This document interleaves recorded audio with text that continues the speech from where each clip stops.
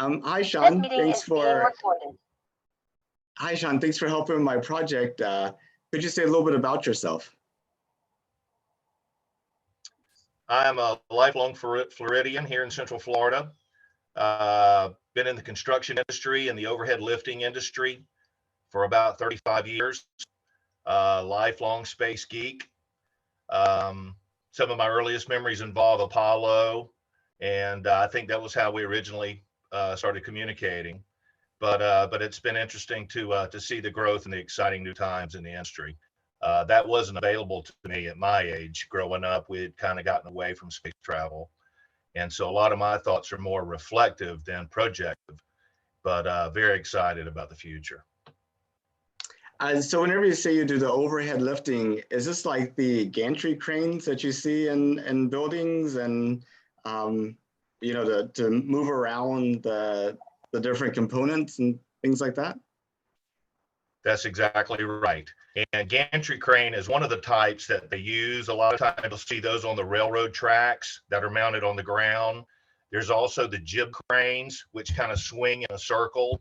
And you see those around the diving pools and just many of those in manufacturing, but specifically some of the ones around the deep pools where they do the training. And then the biggest ones, the big daddies, are the overhead bridge cranes like you see in the VA building, which come down, and those have a tremendous amount of wire rope on the coils, so they can, and it's called the amount of lift, and there can be hundreds of feet of lift in those types of cranes. And the way they all interact and work together, it's interesting. All businesses and industries have them, so it's great that you can go from a food manufacturer to the space industry, to Lockheed Martin in Orlando, and all these different places. And so that's the interesting part for me, was I was able to get on base and do some of those installations and service repair work. Yeah, I every time I'm at the grocery store or supermarket and I see them pulling out all the different inventory that they have to go and stock, I keep thinking this would be another good place for an overhead crane, just to kind of move it to the right spot in the store instead of having to drag it around. Exactly what engineers do for a living. Whether it's in the paper mills or anything, if they can make it autonomous without having the X factor of humans a lot of times where it's just repetitive, then that's the way it is. The thing that's crazy about it is how they were able to use this technology and build stuff like the Brooklyn Bridge and some of the stuff very primitive. And even today, there's not many parts that can go wrong with it. It's basically, a giant fishing reel in a lot of respects. So, but it's interesting. The thing about the space industry is how exact everything has to be. So a humongous difference in just, a small amount of change can make a huge difference, especially when you're putting two components together. So what they have is a thing called VFD and different softening devices that slow down. And so when you're putting tab A into slot B, you have to make sure it's exact, correct, and smooth and precise. So that's the fun part again. And you also had mentioned Apollo. Did you get to see the Apollo landings? I was alive. One of my earliest memories was being able to walk out, and we still do it. We can walk out into our front yard and see launches. And growing up as a little boy, you'd see it on the black and white television. You'd walk outside and then all the neighbors would be on the street looking in the same direction. Still do it today. Not as many kids, but we get to see the launches. And I remember being with my mom and she was telling me, she goes, "There's a man walking up there right now." And that was one of my earliest memories. And so ever since then, I've been never got to see an Apollo launch except on television. And then, as it would go up in ascending, but I did space shuttles, some of the SESs, and many launches since then. That's the most exciting thing about today, is it's hard to keep up with. Look at this week, look at the next couple of weeks right now.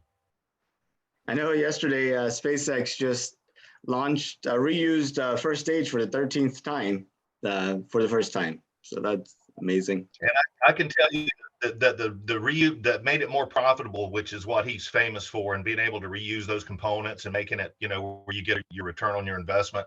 But to be able to see those pieces re-land where X literally marks the spot on a barge out there, it's amazing. That is amazing. And yeah, and not only the economics of it, but being able to recover the first stage gives you a chance to analyze it and make sure that everything performed as you expected. You could find a lot of things by examining the actual hardware that you may not be able to get from telemetry. The ability to live in Central Florida. We live in a little town called Mulberry here in Central Florida. Recently moved back for family reasons, but the launches and all. That's the reason I'm so excited about Artemis and some of the big heavies that are getting ready to go, and to go over and to hear and to feel it. It's so visceral. But when you can hear it with your ears standing, and you think you're so far away until it takes off. The space shuttle had that in a little bit, but I like night launches, especially when they're smaller, just because they're more fun to watch. But when the big ones take off, it's amazing to hear the crackling and just the rumble.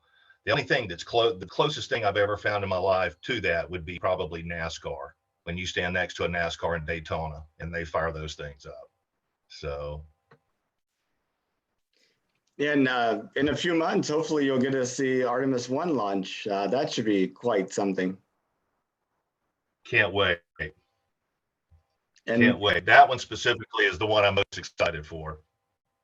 And if you want to make the trek, you come over to Texas and see the Starship. That'd be something too. That's true. That's true. A lot of things happening there this past week. It's hard to keep up with. That's what's so exciting about this industry now for young people.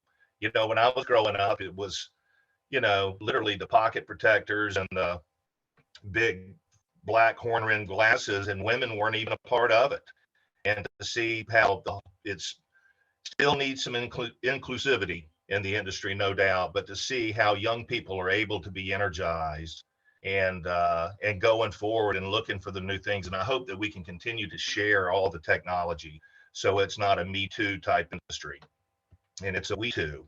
And then together we can go. It's the only thing that I can think of, as high as the politics and the temperature is in this country. The space industry is the one thing that is right. It's probably the most correct thing that's in this country right now. Everybody pulls together. When you punch the clock, you go in and you have one mission, regardless of the clothes you wear or the politics you think about, or everybody has a common goal. And I wish we could get back to that and everything, but it's exciting to see the space industry lead the country right now on that. Yeah, it is. Now, you said most of your thinking's been reflective. I have a couple of questions I get asked from time to time. I'd be interested in understanding your answers to them. The first one is, why did we stop going to the moon?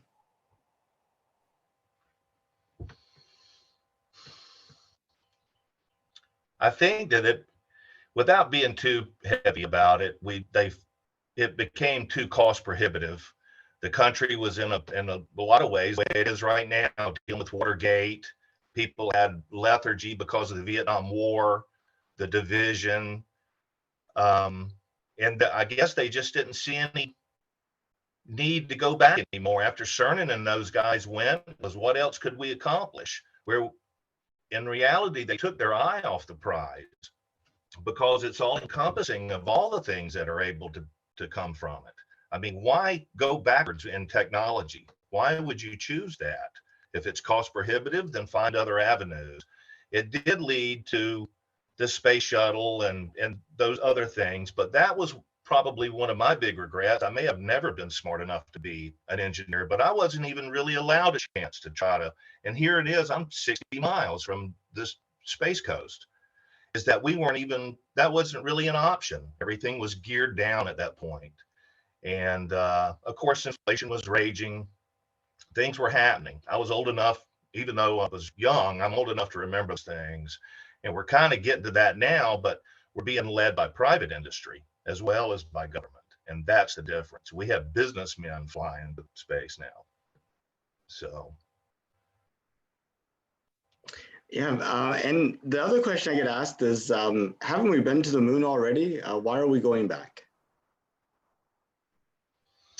I look at it as trying to get back to where we were. That was our benchmark previously.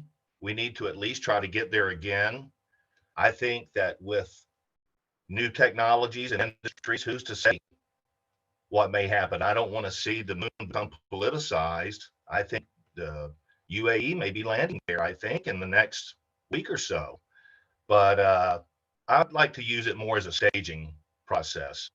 We can learn things closer to home, where if things were not to go well, somebody could maybe go up and try to get them back on track, even if it's life-threatening, before we take that gigantic leap to Mars and beyond, whatever.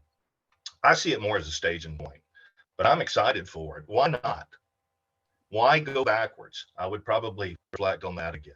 Why regress? What do you think about moon mining? Actually taking materials from the moon and doing things with them? I alluded to that. In theory, I think that probably, in reality, that'll probably happen. What scares me is when it becomes militarized. And again, we've got to find a common cause and a common goal. But I do think that will happen. I think the colonization of that and sticking the flag in the ground and saying, "Here I am," is the same thing that's happening at the poles as we speak on our own planet. And the militarization is the part that concerns me. I think it will happen, though.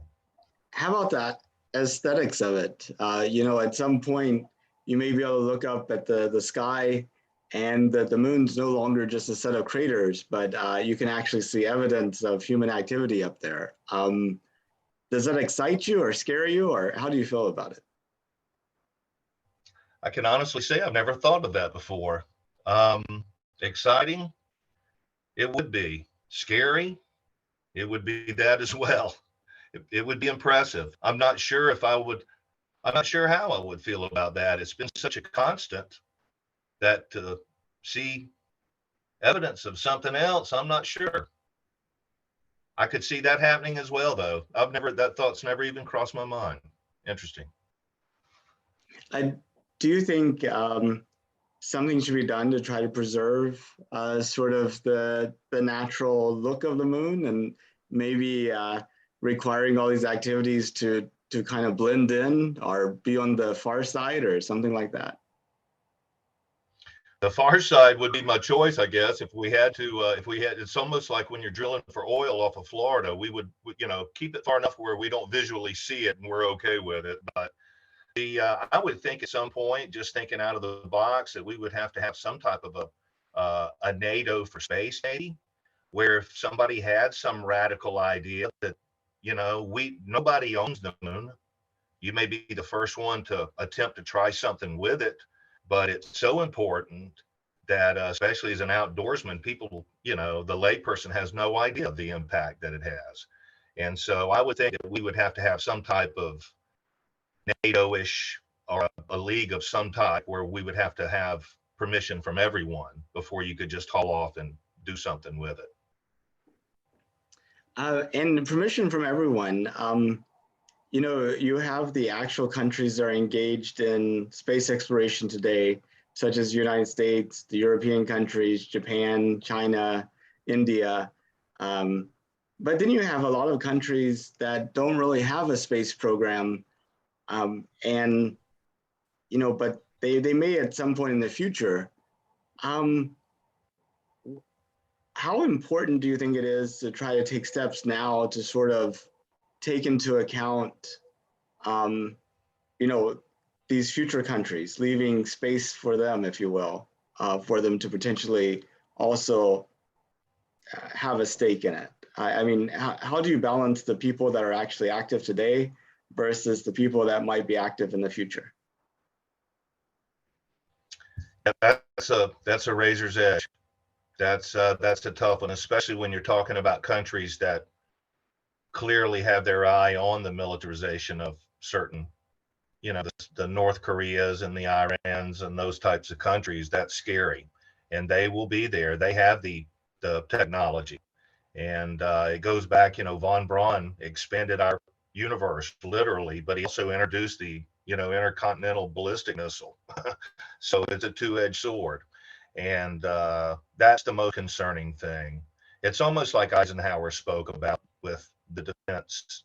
One of his last speeches was how scary things can be if we allow defense contractors to start making all the decisions. And in a lot of ways, we started, space started out in this country as military, still is in Russia and China and a lot of other places. And that's the scariest part, is it's a we problem. It's not just an us problem. It's another big concern of mine is the space junk. I think it's awesome the way we're able to go up there and shoot the Starlinks out like giant Pez dispensers. But if it all doesn't fall ultimately back in, or the nightmare scenario where two large objects hit and just scatter millions of pieces everywhere, that's the is a scary part. That and the militarization are the two biggest ones. I've got to give them some thought the last few days of concerns, and that would be both of mine. Yeah, I mean, we saw Russia last year shoot down one of their own satellites, which I think a lot of people dismissed as like, it's their own satellite. Sure, they could use it as target practice, but whenever you think about all the debris it creates and the impact it has in the rest of the space environment, then I mean, it's more like blowing up your ship in a port than it is sort of like sinking your ship in the middle of the sea. But since it's kind of out of mind and people aren't really thinking along those terms, I don't think it has the same impact. I agree with that. It's spooky. And then you look at the hypersonic and all. I'm amazed by the technology. I just wish that we make sure that we don't bastardize it and turn it into a weapon. Let's pursue this. And I know that's a pipe dream in a lot of respects, but there has to be some type of oversight and controls. And I think most countries understand this. Some of the closed societies will never, and that's the scary. It's exciting, but it's also, I wonder what's going to happen with all of this technology. It could be so easily turned back against us when we really don't know all the ramifications either. I don't know if you'd agree with that, but I mean, who's to say what in the heck could happen? So. Yeah, I mean, I just take the internet, for example. It's amazing how transformative it is, but it also enables a lot of negative things too. Everything from kind of getting sucked into wasting a lot of time to actually, getting radicalizing people across the world, or as well as being able to educate them and empower them. It's really mixed bag. And that's what we are. I can tell you something that I'm excited about that's coming up, I guess, within the next month now. But the new Webb telescope and the photos that we're going to see from that ought to be unbelievably cool. I know it's been a long time coming. Even after knowing how the deployment process is going to work, I was really expecting to get photos fairly early on. It's really taken a long time for them to come out with them. I've been a little impatient myself. And it just got nailed by a small meteor, I guess, or some debris just in the last week or so. Yeah. But let me ask you a question quickly. I know just to turn the tables, but how did you get so involved in the space industry? And yeah, as a child, I was interested in space and computers. And then whenever I graduated from high school, the internet was just taking off. So the last 25 years has been really spent with computer stuff. But with SpaceX doing what they've been doing, my interest in space got reignited. I started the North Houston Space Society. Whenever Doug Laverio had his lapel pin counting down the days to the end of 2024 and was going around finding a NASA hero of the day. that led to this project. And then, the kids went off to school. The oldest one's graduated from college. The youngest one just completed his first year. And I actually had a coworker die. That kind of triggered some things for me. That within hours of finding out that, I decided to hop on a plane and go watch the Inspiration 4 launch. And then my son told me about a posting one of his friends made about an entry-level flight controller position at NASA. And after looking at that, I decided to apply. So now I'm actually training to work in mission control, which is like a dream come true. And so that's sort of where I'm at right now. That's fantastic. Congratulations on your kids' success too. Good job on all of that. Yeah, I don't know, I'm not a type of person that laments, but if this would have been going on as I was coming out of high school, I would be involved in that. Those opportunities weren't there. The whole Space Coast, that whole area you could get houses for a third what you could get them at that time in Merritt Island and Patrick Air Force Base, and that whole area, it was devoid of the space industry. And then to see the regrowth now and to go over there, it's just unbelievable. And on Twitter, that's what I like about it, is meeting people such as yourself, but to see the young people and how excited they are, and you want to take the 1,000-foot view, because I'm not smart enough to interact with them, but I enjoy following them. But, to see how excited they are, and it doesn't matter if they've got purple hair or how they dress or anything. And that's the part that I like. I'll reiterate, I think that the space industry is the best thing this country has going for it right now. Yeah, it's really exciting. I mean, just knowing that there's human activity out there, I think is like a mental and societal relief valve that kind of helps things keep going. For me, for sure. Let me ask you your opinion on something real quick. Our family has been involved in politics in Florida for a long time. And Bill Nelson is I wouldn't call him a family friend, but we know him fairly well. What is your feeling on NASA and the way they spend money? And I know that Mr. Nelson's the senator's trying to change things, but how do we get away from, if NASA builds it, it costs us $5 billion. If private enterprise builds it, it costs $5 million. Do you see a big change, and what do you think we ought to try to do for something like that?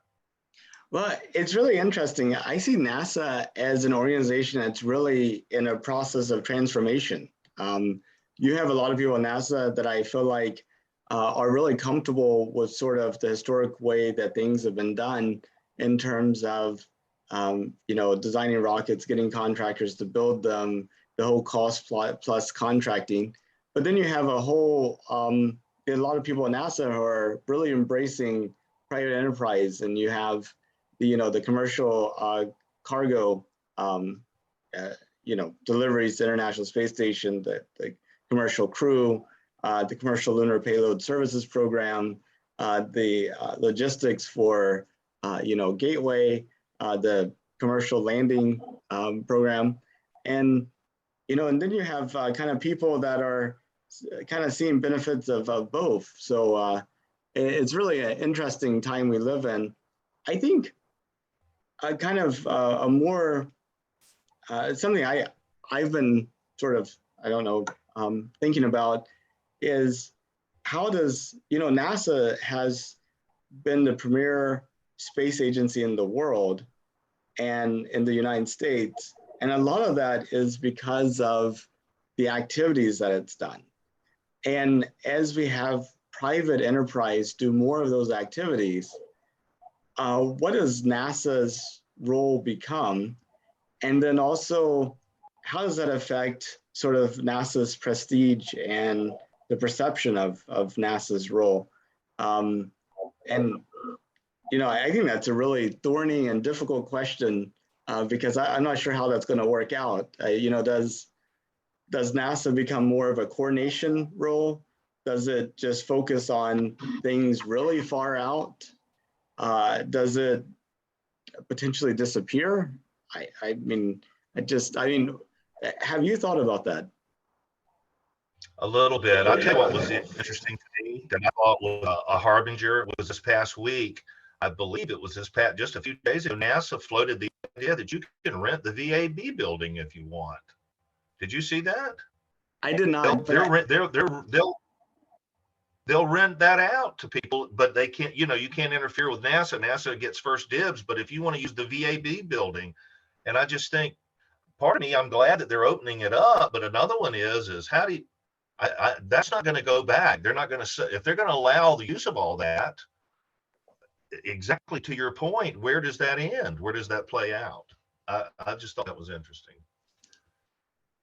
yeah, I know. We have the neutral buoyancy tank, our neutral buoyancy laboratory here in Houston, where is that huge swimming pool that we use to practice EVAs. I understand that half of it actually is leased out to other companies that are testing various things. From, I think one of them was like an underwater autonomous drone for like the oil and gas industry, and other things like that. Wow. It's kind of interesting. Yeah.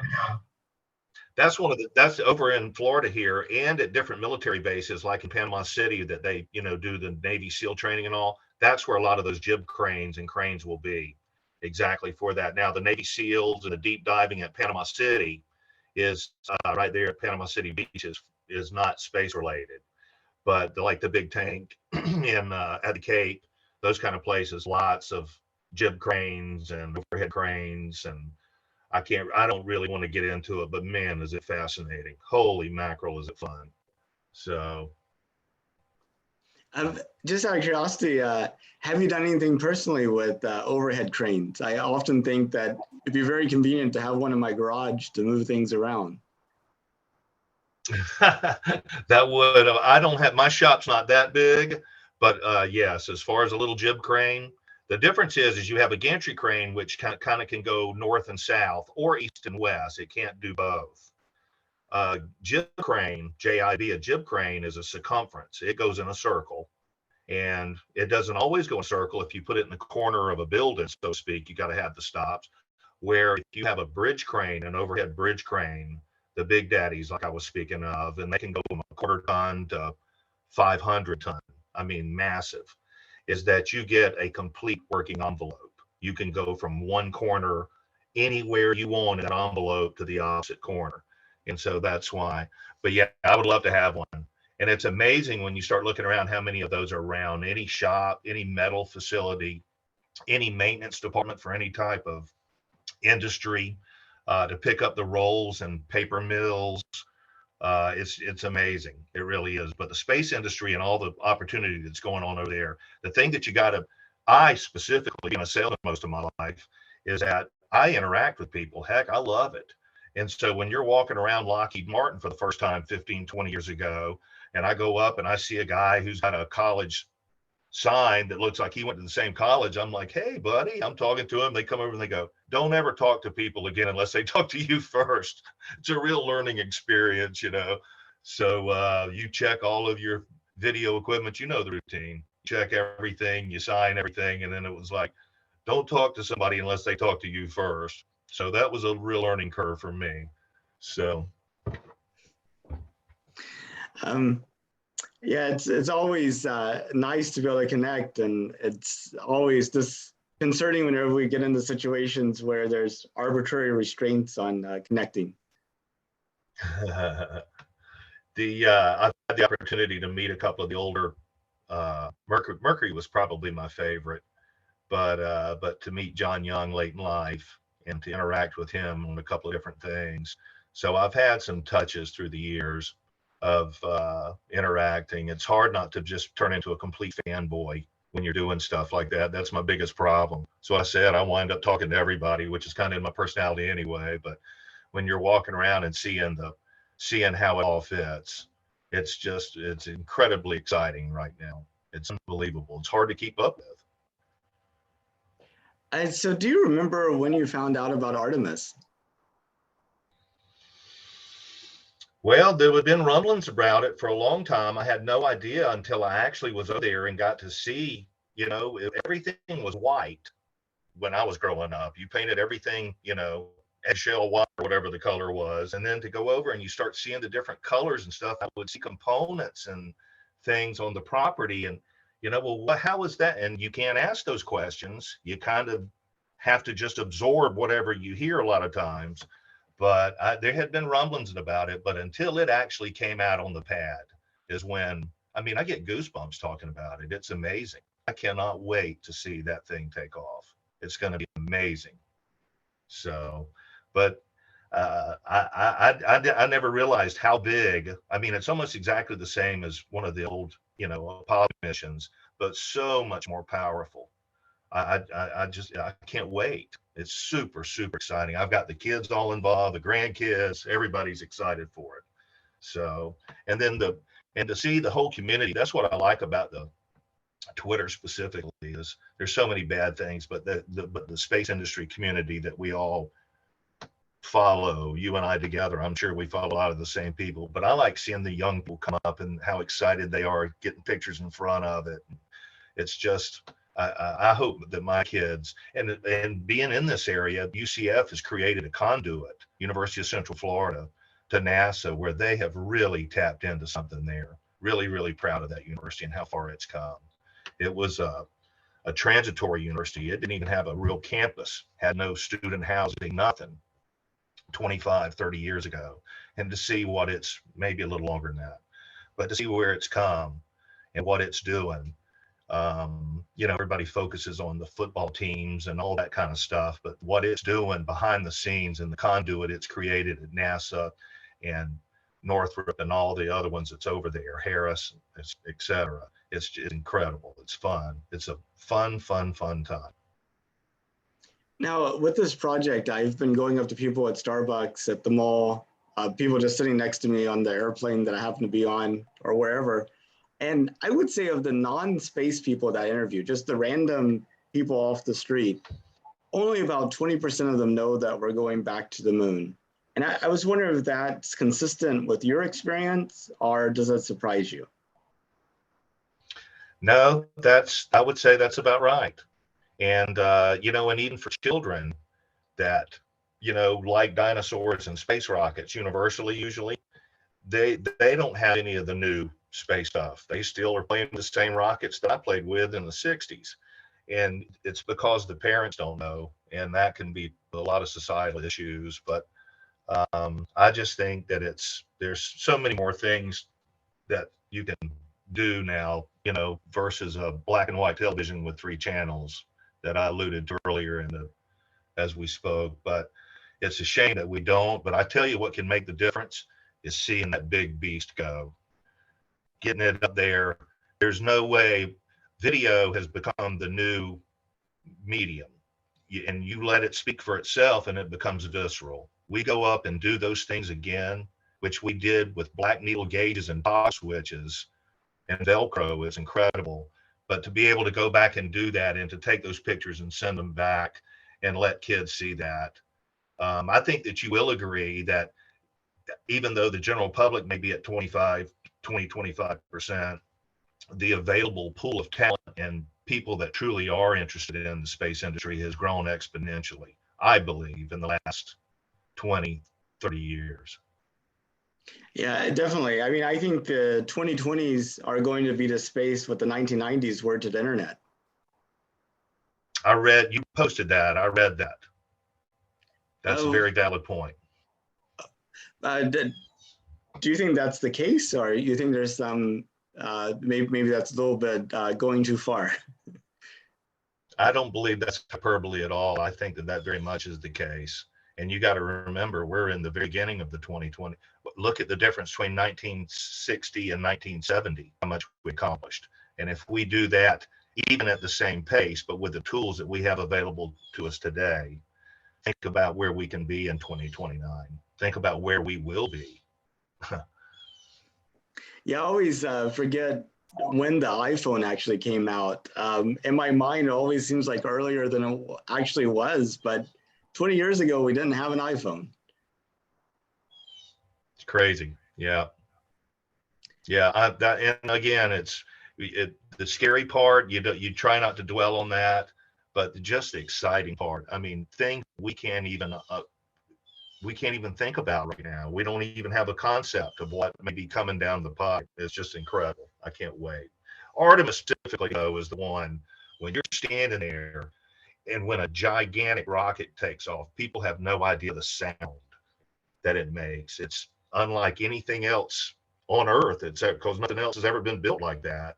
But that crackling, popping, and then you see everything, and then it's when it goes up, you think, well, okay, well, there it goes, and then the sound hits you, and it starts and rumbles. You can feel all the organs in your body. It's incredible. So we'll all be going over for the Artemis launch. I don't know how close we can get, but we'll all be going for the initial launch. So unmanned. Where do you see humanity in 200 years?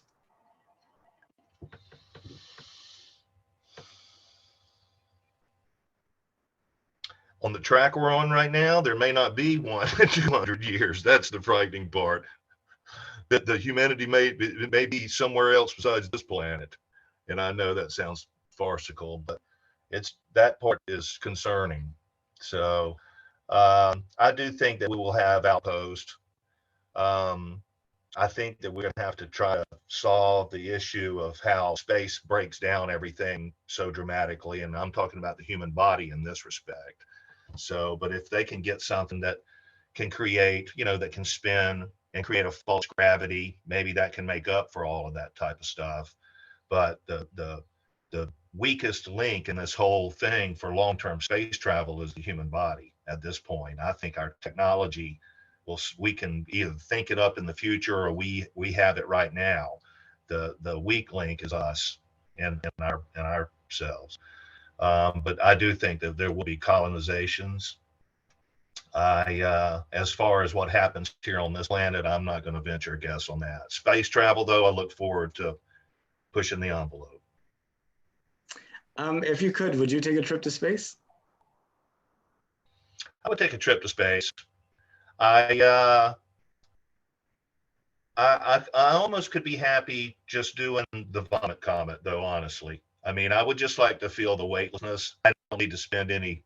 I encourage it totally, but just not for me. I could do the vomit comet or do one of the Blue Origin pop up and land again and be happy with that versus spending any meaningful time. But it would be awesome. I have a little relative that very much would like to do that. And again, that's the exciting part. He would love to do that. Well, let's say your little relative immigrates to Mars, and it's 200 years in the future, and it's your great great great great great great great great great great great granddaughter. I'm not sure how many greats it takes to get to 200 years. And she's lived on Mars her entire life. She's in history class, she's in high school, and she's doing a research paper for whatever reason on the 2020s, this decade. So she's 200 years in the future looking back at you. What do you, and you mentioned we just started with this decade and we don't know what all is going to happen over the next 7-8 years. But what would you hope would be worth remembering about this decade 200 years in the future?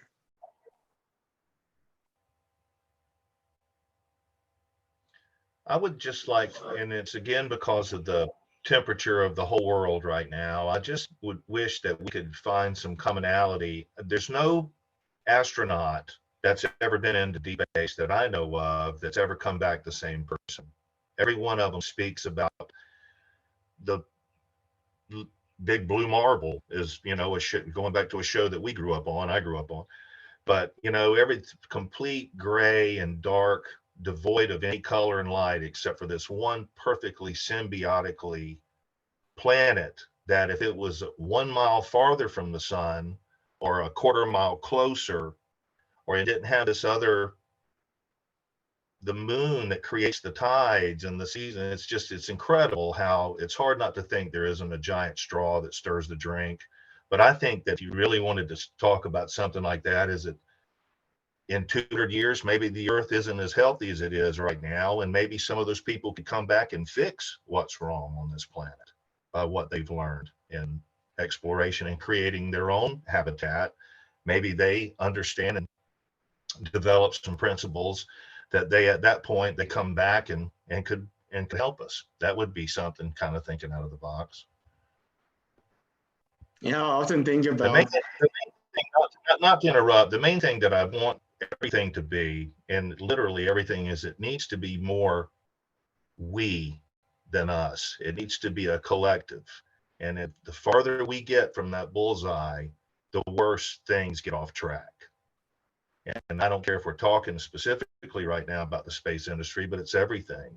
And that's what I talk about perspective of somebody that's been into deep space and they look back and see that, man, it's less than eggshell thin. It's less than eggshell thin. And it just shows that how fragile everything is. So I would like for them to look back and say that the beginning of this, we did it a little more the right way instead of the wild, wild west like the internet is, maybe. but whenever you say it needs to be more the we of us, could you maybe expound a little bit about who do you see included in the we? It's hard not to talk about some of the stuff without being political. And in 200 years, what we're talking about right now may be just a grain of sand versus an ocean of change. But I don't care what religion you are or government or whatever, but if it's not for the common good and to advance something, then you're either helping or hurting. And the only thing that constantly changes on that is the political tide. And maybe if I think back in the 70s when it was the USSR and when they opened the Skylab door and they shook hands, that was a visceral moment for me. And you realize that, man, what happens down here is not necessarily what's the biggest thing going on in the whole world or for us as the people. And that's, again, where that's why I look forward to the EU and the NASA and all the private industry working together. I want everybody's tab A to fit slot B, and let's do all of this together. Yeah, I heard some of the Apollo astronauts talk about the world tour that they did after they came back. And I remember a comment along the lines of people all around the world were saying, we went to the moon, that they really felt like just because, Neil Armstrong and Buzz Aldrin may have been the actual human beings that were on the moon, but people all around the world, there were many who felt humanity had taken those steps, that it really was a big leap for mankind. And I mean, I just wonder if we would have that same type of reaction with this next trip. Well, we're numb to a lot of the things that used to be eye-opening for us, but it's been so long since we've been on the moon, and we have much more long range plans than that. But if we were just popping up to the moon every 6 or 8 years, my entire life, it would be not that big a deal. But it's been since the early 70s since we've been there. People's parents weren't even alive. That's how old I'm getting. And so to go back and to step out of the aircraft and to walk around and to do some of the stuff and some of the science and those kind of things and use it as a staging system. And I think that will be a moment again. I do. I think especially when these heavies take off, it seemed like people took the space shuttle for granted a lot. But when you saw one of those things take off and the rumbling and the shaking and nowadays people they romanticize it, they miss it. And I think that's what the heavies are going to bring back. This popping up into into low atmosphere and all of that's great. And that's what people think space is now. They don't understand deep space with humans in it. And I think I do think that'll make a difference. Gives me goosebumps just to talk about it, brother. I'm going to tell you, I can't wait. Yeah, me neither.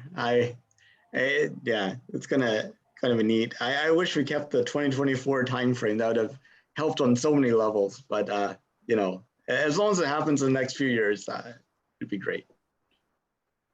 What do you think? What do you think in more 2025, 26? I mean, is Well, that I mean, I think in terms of getting around the moon, assuming the the launch goes off without a hitch later this year, right? I think going around the moon would be definitely something that could happen by 2024. But with the Correct. remaining development around the lander and the spacesuits, I think there's a lot of uncertainty and unknowns around those type of things. And so I mean, I think that's unknown. I mean, if SpaceX is able to do their Starship test this year, and in a couple of years they can actually pull off the Dear Moon project, um,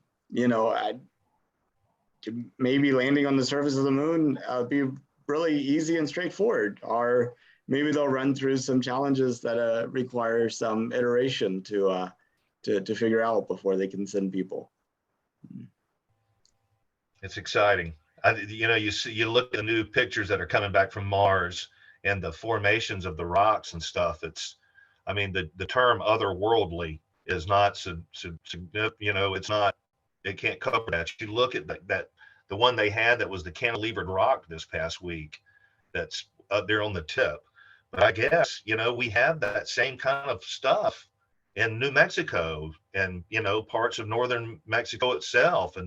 And I guess when you throw in half the amount of gravity, something can cantilever out that far. I'm not sure, but it is crazy to look at. Obviously, with everything looks sedimentary, I guess, I guess they landed at the bottom of a lake, I guess is what it is. I don't know exactly how that worked, but I just can't wait. I can't wait to get back and do all that. It concerns me about how fragile the human body is. There's going to be things that we have no idea that's going to be affected, whether it's something internally and, maybe our bile duct doesn't work as good in space as it's supposed to on Earth or whatever the case may be. But those are the challenges that's exciting. It's our explorers, they're the astronauts. There's nothing like it. I envision that if I lived 200 years prior to what we live today, it would be the people that got on a ship and sailed off, and they were the astronauts at the time. And to have people to do that, the bravery and the technology and the science, we have to go back to those types of things because of all the ancillary things that come from that. And that's what makes us leaders. And you lead by example. And I think that's probably our biggest need for going back, is to show that it can be done and bring everybody with us on the coattails. And with private industry being encouraged now versus it being just a government, that's the part that it doesn't have to be just a tip of a spear. It could be a trident, or it could be the multi-pronged approach. And then when you throw in the other countries, as long as everybody has the same moral compasses, it's going to be an incredible 8-10 years coming up. It is. Well, Shawn, thank you so much for talking to me. Those are pretty much the questions I had. Is there anything else that you want to add or talk about that we didn't get to? Let me ask you a question, and I probably should be smart enough to understand this. This has nothing to do with the book, but maybe you can understand. I think it has to do with exposure of cameras. But why do you not see, when you take a picture from Apollo or when Ed White was walking the first time or whatever, okay? How come there's no stars in those pictures? Is everything's completely black in the Yeah, I background? mean, what I hear, it's just like taking a picture in the daylight here. It's just, the stars are still faint, but the light that's being reflected off of the moon's surface is so bright that you really can't see the stars. I appreciate that. That's been a sticking point for a long time. That makes sense. And they're not necessarily generating their own light, that's light bouncing off of that as well. But if there's more ambient light pollution coming from the moon, then that would contribute as well, I would guess. Okay. I Well, mean, that alone makes me glad that but on a full moon night, the moon is reflecting so much light that you can really see around. Even, I mean, that's, and if you're right on the moon, you can imagine. I mean, you're like, it's like being on a wow, searchlight.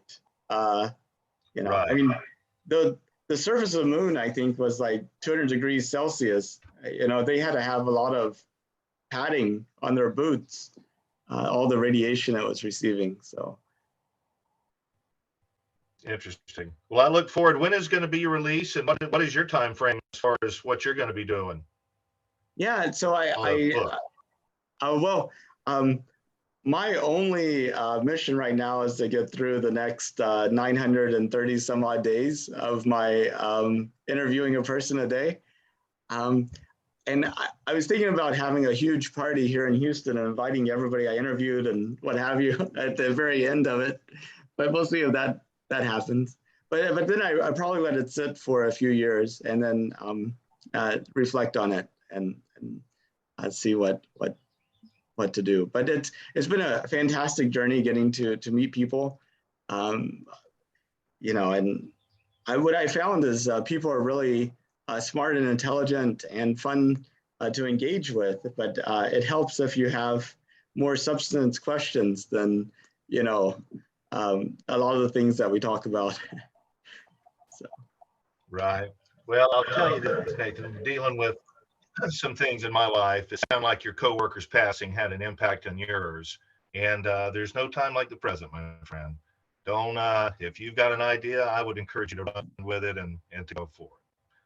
So good luck with everything. Well, thank you so much, Shawn. And I hope you have a good rest of your day. And hopefully we meet at one of these launches. That would be awesome. I'll have my ear, I'll keep my antenna up. You let me know. Sounds good. Okay, take care. Best of luck. Thank you, sir. Bye-bye.